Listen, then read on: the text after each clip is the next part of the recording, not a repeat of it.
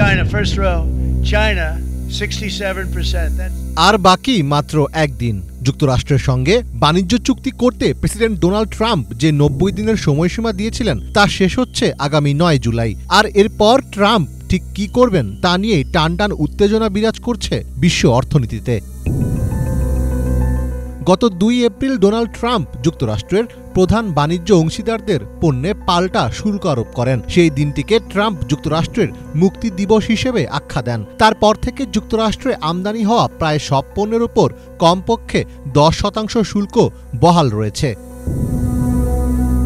তবে ট্রাম্পের এমন সিদ্ধান্তে মার্কিন অর্থনীতি তো বটেই, ক্ষতির সম্মুখীন হচ্ছে যুক্তরাষ্ট্রের মিত্র দেশগুলো। আর এক্ষেত্রে সবচেয়ে বেশি চ্যালেঞ্জের মুখে পড়েছে ইউরোপের অর্থনীতি। চীন থেকে আসা বৈদ্যুতিক গাড়ির প্রতিযোগিতা ও ট্রাম্প প্রশাসনের শুল্ক আরোপের চাপের কারণে ইউরোপীয় গাড়ি শিল্পের ওপর নেতিবাচক প্রভাব পড়ছে। এছাড়া ট্রাম্প ইউরোপীয় কোম্পানিগুলোকে যুক্তরাষ্ট্রে উৎপাদন কেন্দ্র স্থানান্তরের জন্য চাপ দিচ্ছেন, যা ইউরোপের অর্থনীতির জন্য উদ্বেগের বিষয়। ফলে ইউরোপকে নতুন বাণিজ্যিক পথ ও বিকল্প বাজারে প্রবেশের মাধ্যম খুঁজতে উৎসাহিত করছেন বিশেষজ্ঞরা।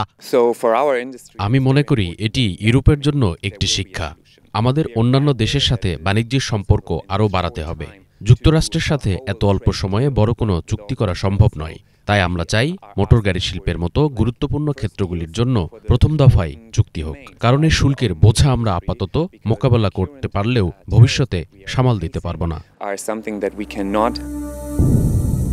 ট্রাম্পের শুল্ক নীতির কারণে ঝুঁকিতে রয়েছে খোদ মার্কিন অর্থনীতি। যুক্তরাষ্ট্রের অর্থনীতি চাঙ্গা করার জন্য শুল্ক আরোপ করা হলেও পরিস্থিতি ঠিক তার উল্টো। বর্তমান শুল্ক হার বহাল থাকলে দেশটির বিভিন্ন বেসরকারি প্রতিষ্ঠান বিপুল আর্থিক ক্ষতির সম্মুখীন হবে বলে পূর্বাভাস দিয়েছে আমেরিকান আর্থিক গবেষণা প্রতিষ্ঠান জেপি মর্গান চেজ ইনস্টিটিউট।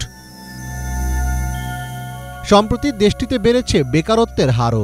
বেশ কয়েকটি প্রতিষ্ঠানে বিপুল সংখ্যক কর্মী ছাঁটাইয়ের কারণে এই হার ঠেকেছে 4.2%। বিভিন্ন প্রতিষ্ঠানের তথ্য বিশ্লেষণ করে জেপি মর্গান পূর্বাভাস দিয়েছে, ট্রাম্পের শুল্ক নীতির কারণে মাঝারি আকারের মার্কিন কোম্পানিগুলো $8,230 কোটি ক্ষতির সম্মুখীন হতে পারে। এতে আরও বাড়তে পারে কর্মী ছাঁটাই, সঙ্গে রয়েছে বিনিয়োগ কমার শঙ্কাও।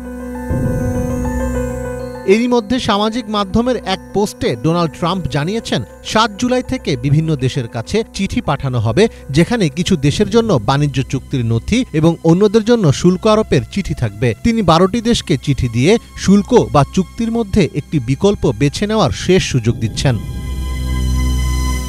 ট্রাম্প প্রশাসনের কর্মকর্তারা বলে আসছেন এপ্রিলের শুল্ক হার ফিরিয়ে আনা হতে পারে কিংবা তা আরও বাড়ানো হতে পারে। তবে যেসব দেশ আন্তরিকভাবে আলোচনা করছে তাদের জন্য সময়সীমা বাড়ানোর কথাও ভাবা হচ্ছে, কিন্তু কারা এর আওতায় পড়বে সেটি স্পষ্ট নয়। তবে আশার বিষয় হলো এসব নতুন হার আগামী 1 আগস্ট থেকে কার্যকর হবে, অর্থাৎ এখনও আলোচনার সুযোগ আছে। যদিও শেষ পর্যন্ত কোন দেশ কী অবস্থায় থাকবে তার চূড়ান্ত সিদ্ধান্তের ক্ষমতা ট্রাম্পের হাতেই।